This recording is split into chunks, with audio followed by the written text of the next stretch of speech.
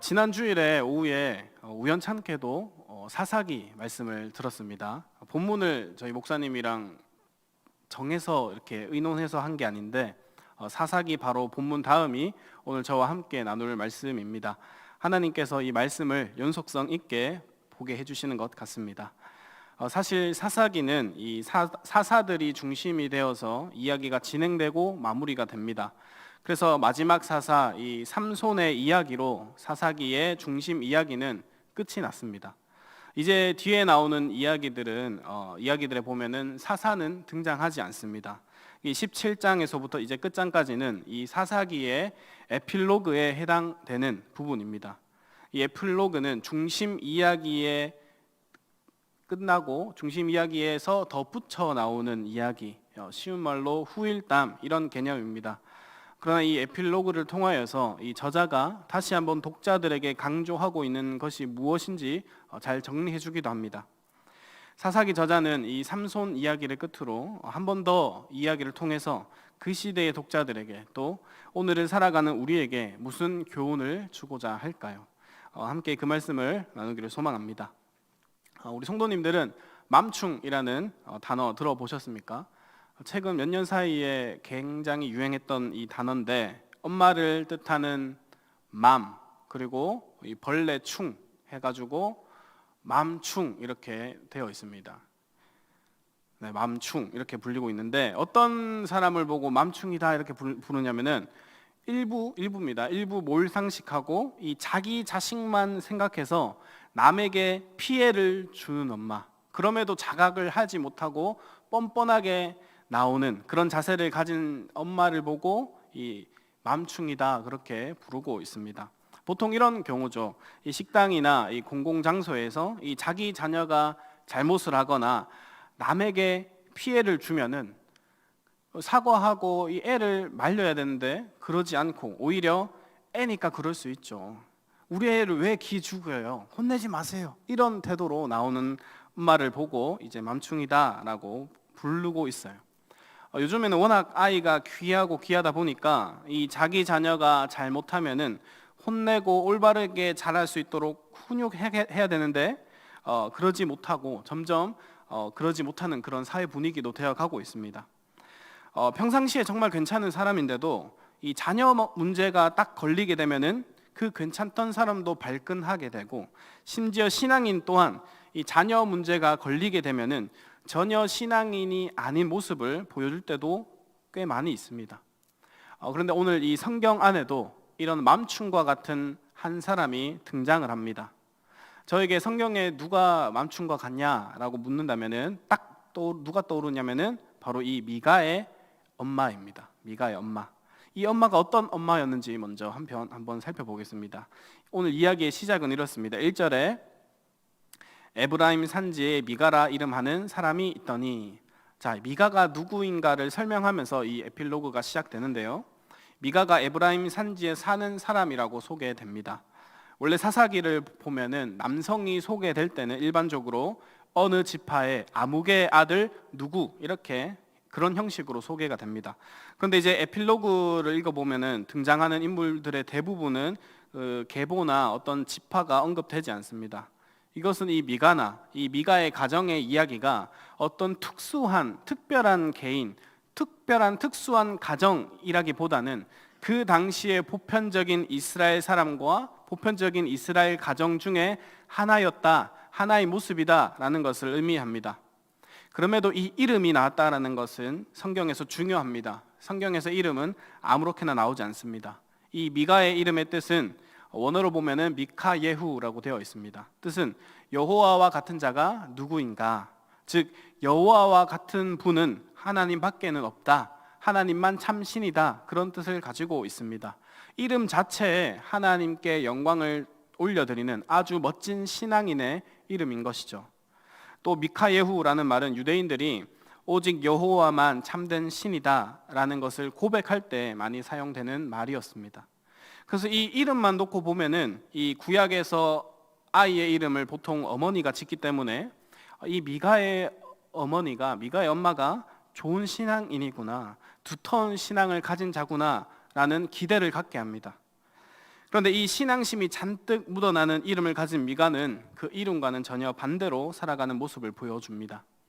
어느 날 미가의 어머니가 아주 큰 돈을 잃어버렸습니다. 그 돈의 금액은 무려 은 1100개라고 되어 있습니다.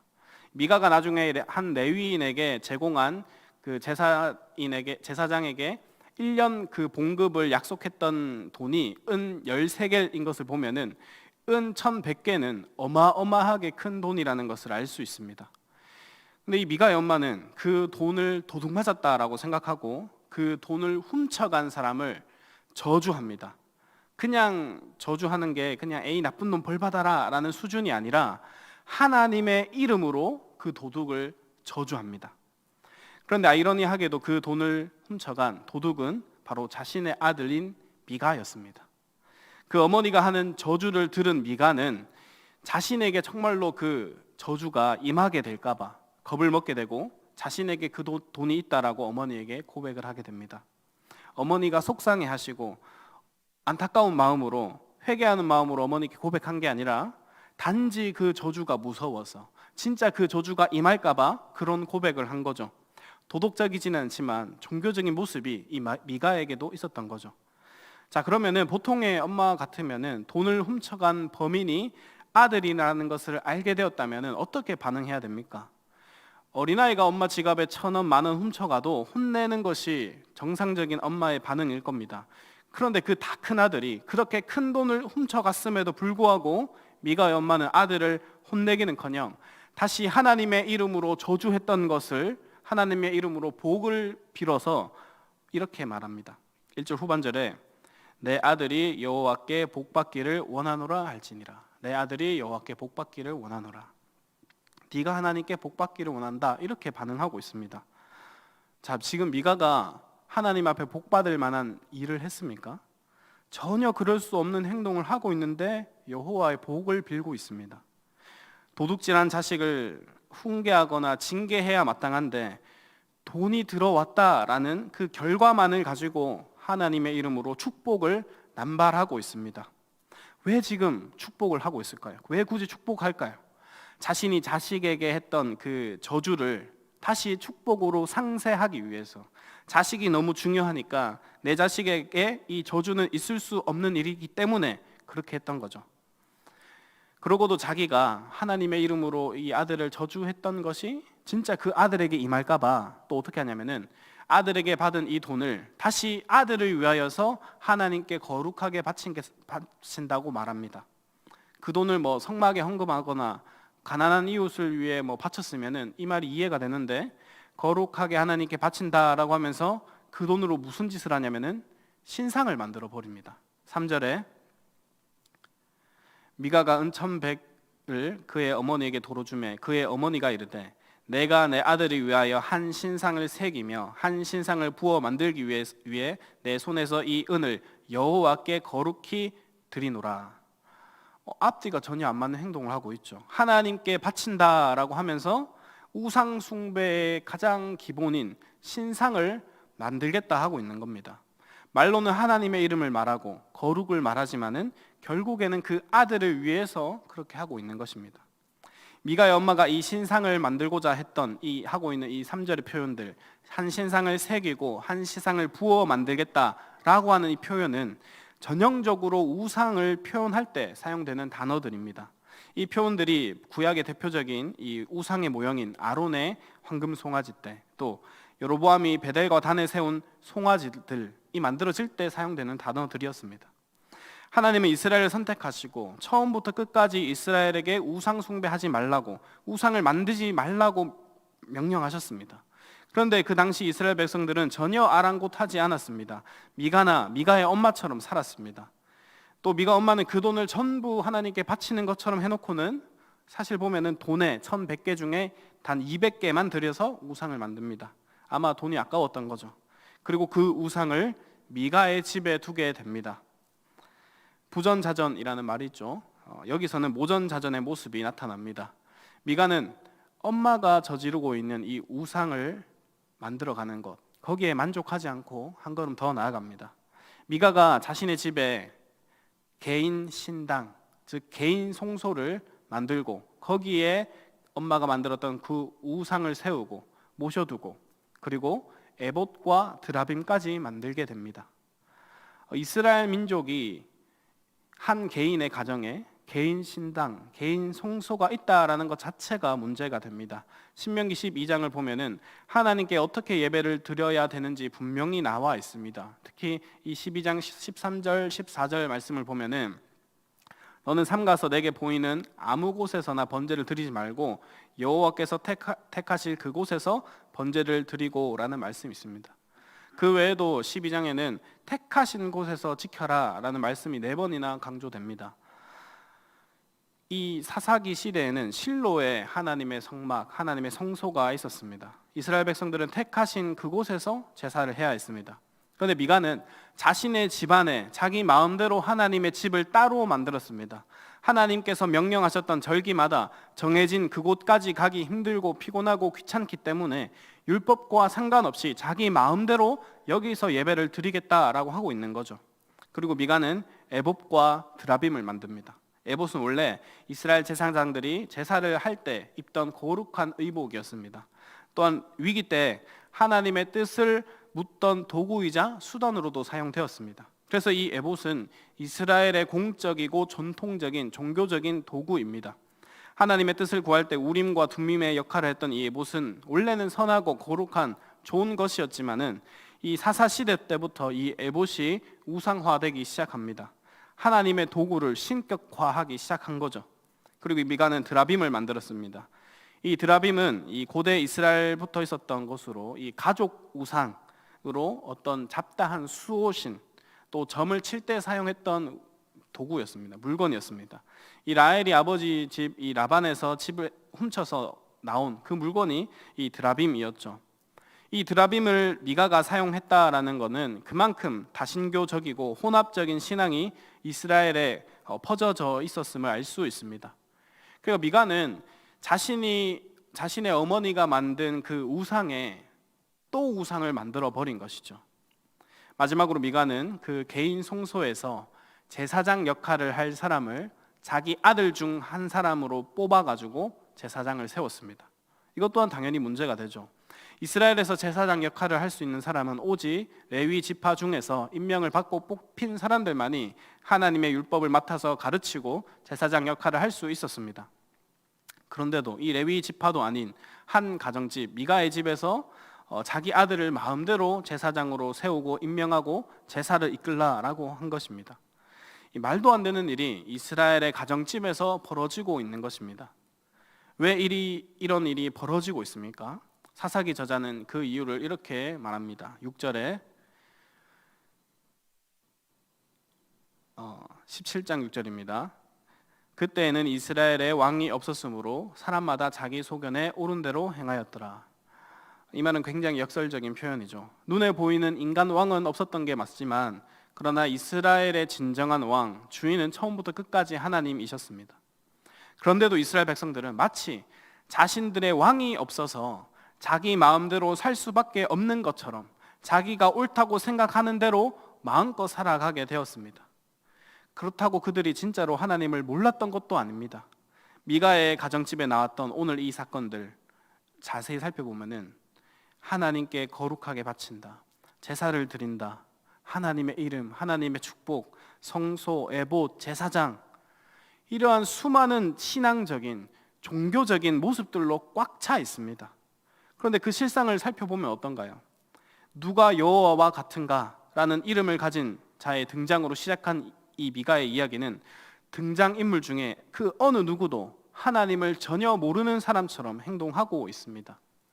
율법이 지금 얼마나 하나하나 쉽게 깨지고 있는가 발견되어집니다. 이미지를 제가 만들어 왔는데 보면은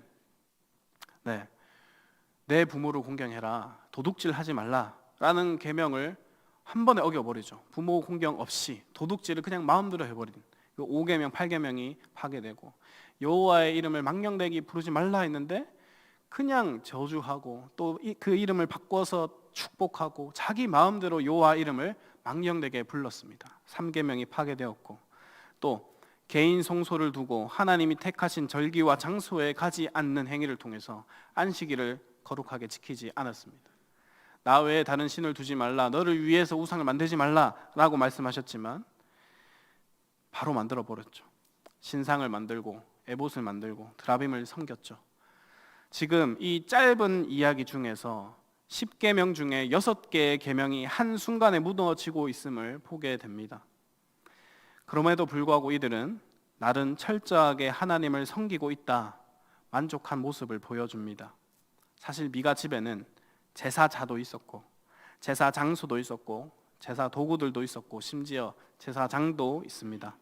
종교적으로 볼 때는 모든 것 다 갖춘, 모든 구색을 다 맞춘 그런 신앙인의 모습으로 보입니다. 겉으로 보면은 이렇게까지 열심히 신앙생활하는 사람이 있을까 할 정도입니다. 아마 실제로 자신들은 내가 정말로 하나님을 위해서 거룩하게 살아가고 있다고, 열심을 다해서 살아가고 있다라고 생각했을 겁니다. 사사기 17장 13절에서 이렇게 말합니다. 함께 읽겠습니다. 시작. 이에 미가가 이르되 레위인이 내 제사장이 되었으니 이제 여호와께서 내게 복 주실 줄을 아노라 하니라. 이 정도면 되었다. 내가 지금 다 이뤘다. 내가 이런 지금 종교 이 열심으로, 신앙에 대한 열심으로, 하나님에 대한 열심으로 지금 모든 것 다 갖추었다. 이 정도 했으니까 여호와께서 내게 복 주시겠지. 복 주셔야 한다. 이렇게 하나님을 생각하고 있는 것이죠. 그러나 하나님 보시기에 어땠을까요? 입만 열면은 여호와 이름을 부르고 여호와의 복을 빌고 여호와를 위해서 무엇인가를 하겠다 말하고 있지만은 실상은 여호와만 참 신이다라고 하는 그 집에 버젓이 우상이 앉아 있고 신앙의 헐과 형식만 남은 채 여호와의 말씀과는 전혀 관계없이 살아가는 현실을 보여주고 있습니다. 미가의 집에는 하나님의 있기는 있습니다. 그러나 그 하나님은 미가와 미가의 엄마가 만든 하나님입니다. 내가 이렇게 하면은, 내가 이렇게 봉사와 헌금과 열심을 다 했으면은 하나님은 나에게 복을 주셔야 돼. 그 하나님을 자신의 생각으로, 자신이 바라는 열망과 갈망으로 만들어 버렸습니다. 우상이 무엇입니까? 눈에 보이는 신상, 깎아서 만든, 돌로 만든, 나무로 만든 그런 것만이 우상이 아닙니다. 내가 중심이 되어서 하나님을 재단하고 내가 하나님을 판단하고 내가 원하는 대로 하나님이 움직이기를 바라는 것, 내 생각대로 복을 주셔야 하는 하나님, 그런 하나님을 내 생각과 마음에 만들어내는 것, 그것이 바로 우상입니다. 미가는 우상을 깎아서 만든 것 같지만은 그 실상은 사실 하나님을 깎아서 만든 것입니다. 하나님을 우상처럼 만들어 버렸습니다. 팀켈러 목사님의 내가 만드신이라는 책을 보면은 우상을 이렇게 표현하고 있습니다. 우상이란 무엇인가 무엇이든 당신에게 하나님보다 더 중요한 것이다. 무엇이든 하나님보다 더 크게 당신 마음과 생각을 차지하는 것이다. 미가의 엄마에게 가장 중요한 것은 겉으로 보기에는 여호와인 것 같지만은 그 엄마가 진짜로 원했던 것이 무엇이었을까요? 바로 자기 자식이 복받는 것, 자기 자식이 잘 되는 것이었습니다. 그 엄마에게 우상은 자기 아들이었습니다. 미가에게 중요한 것이 무엇이었습니까? 바로 자기 자신입니다. 자기 자신이 복받고 잘 되는 것, 그것을 가장 원했고 중요하게 여겼습니다. 그래서 제단을 만들고 신상과 에봇과 드라빔을 만들고 제사장을 자기 멋대로 세우면서도 자신에게 복 주실 하나님, 자기 마음대로 하나님을 만들어 버린 것입니다. 이런 모습들이 이스라엘 전체 백성들의 모습이었고 여호와를 대하는 모습이었습니다. 내가 가장 원하는 것이, 내가 가장 열망하는 것이 하나님이 아닌 순간 그 모든 것들은 다 우상이 되고 마는 것입니다. 그래서 내가 간절히 원하는 것, 내가 정말로 열망하고 간절히 열망하고 갈망하는 것, 그 모든 탐심들이 결국에는 우상이 되는 것입니다. 신명기 4장 16절에 이 우상 숭배의 본질을 이렇게 말씀합니다. 16절에 그리하여 스스로 부패하여 자기를 위해 어떤 형상으로든지 우상을 새겨 만들지 말라. 스스로 부패하여 자기를 위해. 이 우상은 따지면은 이 우상 자체를 높여드리는 게 아니에요. 이 우상을 정말로 진짜 높이는 게 아니에요.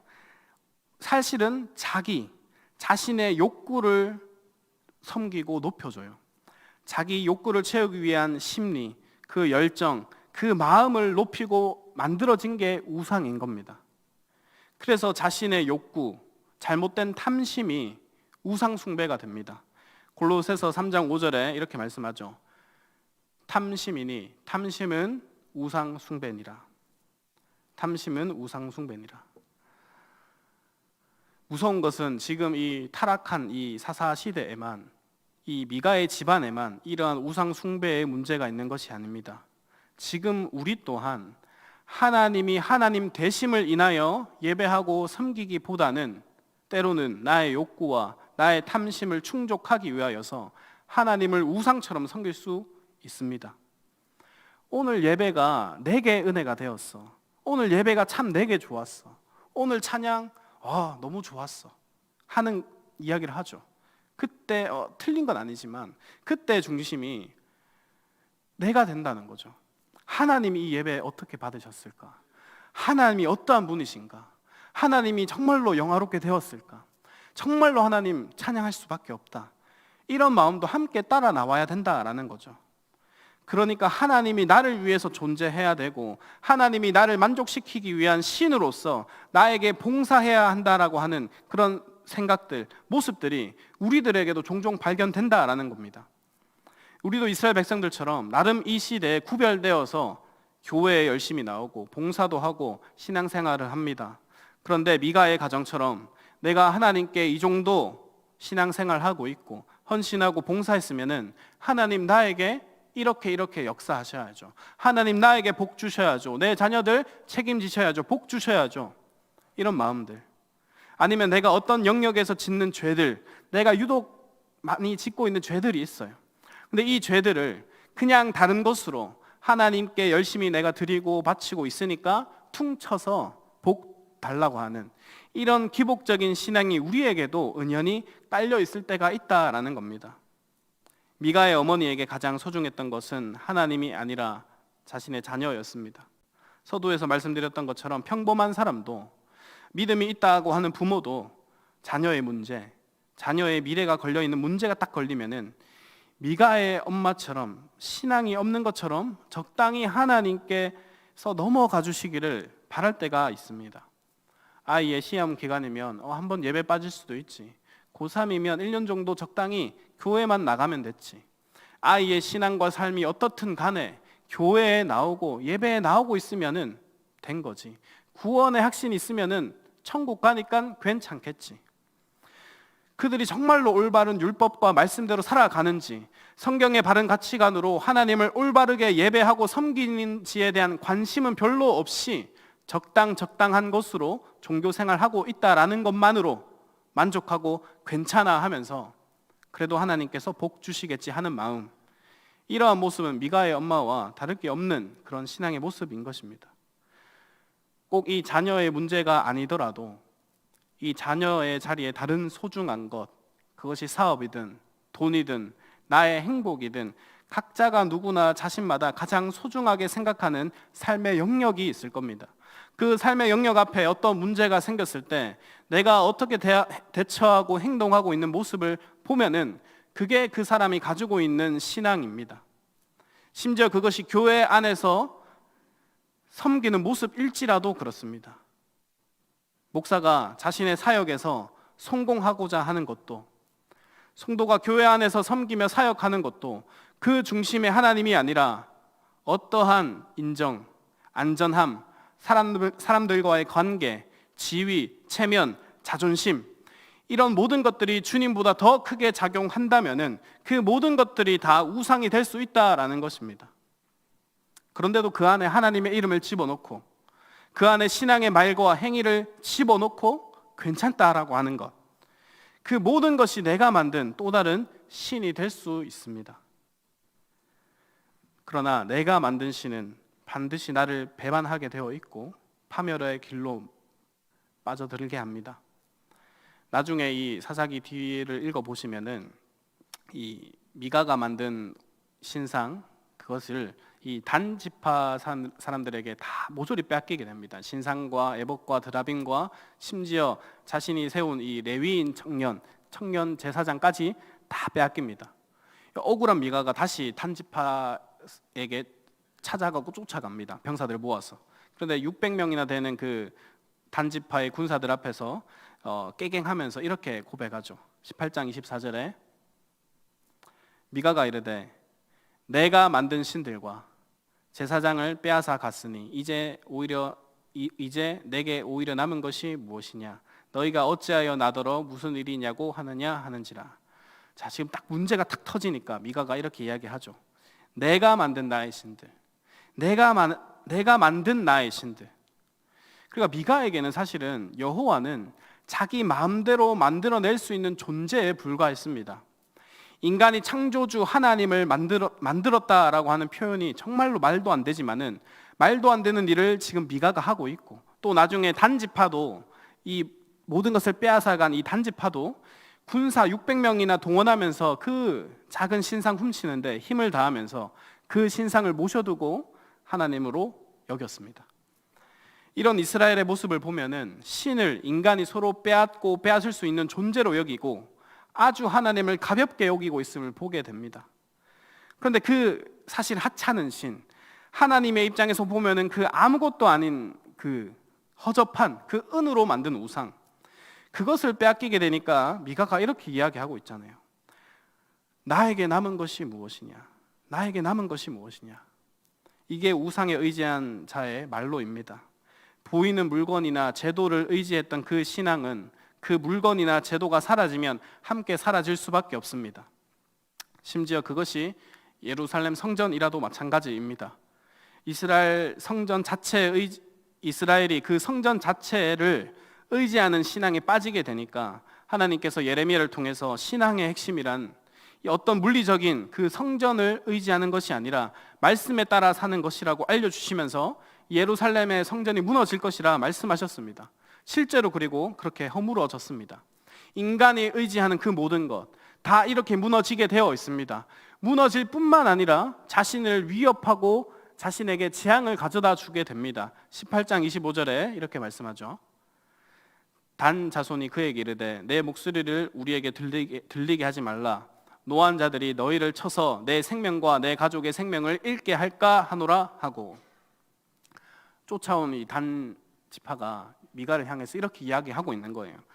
미가의 집에서 만들어진 그 미가의 복을 위해서 만들어졌던 그 신상이 결국에는 지금 복을 가져다 준 게 아니라 단 지파에 의해서 자신의 생명과 가족의 생명까지 위협을 받고 있습니다. 그리고 이 신상은 정말로 어이없게도 다음 성전이 세워지기 전까지 단 지파에 있었다라고 전해집니다. 18장 31절에 하나님의 집이 실로에 있을 동안에 미가가 만든 바 새긴 신상이 단 자손에게 있었더라. 정말로 보잘것없는 한 가정의 그 우상이 단 지파에서 지금 하나님으로 여겨지며 섬겨지게 됩니다. 단 지파에서 오랫동안 잘못된 예배가 드려지게 되었고 그 원흉이 바로 미가가 만든 신에서부터 시작된 것입니다. 한 가정의 타락이 한 지파의 공동체의 타락으로 이어지는 것을 보여주고 있습니다. 사사기의 첫 번째 이 에필로그는 한 개인의 타락이 자기 자녀에게 흘러갔고 또 한 지파에게까지 확대됨을 보여주면서 자기 소견에 옳은 대로 살아갔던 이스라엘의 모습을 적나라하게 고발하고 있습니다.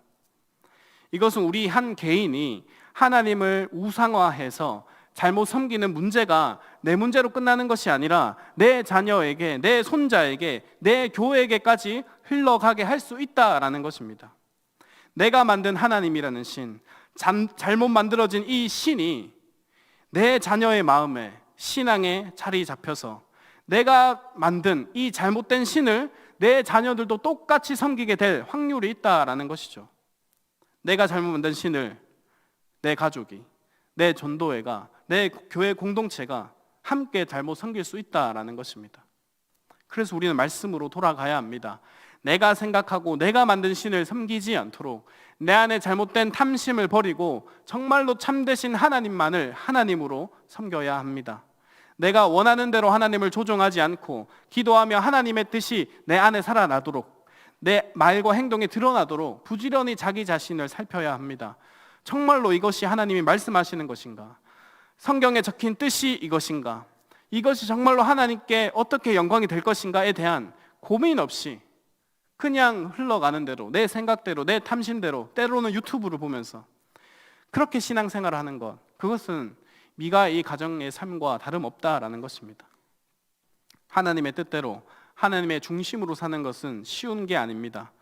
나만의 개인 송소와 에봇과 드라빔을 만들어서 적당히 신앙생활하고 은혜 받는 것처럼 착각하며 신앙생활하는 것은 쉽고 편합니다. 왜냐하면 내 취향에 너무 맞기 때문에 그렇습니다.